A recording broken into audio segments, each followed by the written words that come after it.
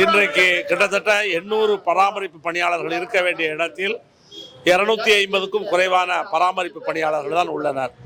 எனவே பராமரிப்பு என்பது மிகப்பெரிய பிரச்சனையாக இருக்கின்றது. போதுமான பராமரிப்பு பணியாளர்கள் இல்லாத காரணத்தால் வெளி முகமை மூலமாக சில பாகங்களை ரீட்ரேட் பண்ணி வாங்குறாங்க. ஏற்கனவே முன்னாடி போக்குவரத்து கழகமே ரீட்ரேட் பண்ணிச்சு. அந்த ரீட்ரேடு தரமற்ற முறையில் இருக்கின்றது. இதனால் பேருந்துகள் பயணத்தடையாவது, விபத்துக்குள்ளாவது என்ற நிகழ்வுகள் தொடர்கின்றது. அதே போல டயர் பற்றாக்குறை என்பது மிகப்பெரிய பிரச்சனையாக இருக்கின்றது. சமீபத்திலே கூட ஒரு டயர் வெடித்து ஒரு 9 பேர் மரணம் அடைந்தார்கள். எனவே போதுமான எண்ணிக்கையிலே டயர் என்பது வாங்க வேண்டும். போதுமான எண்ணிக்கையில் பராமரிப்பு பணியாளர்களை நியமனம் செய்ய வேண்டும்.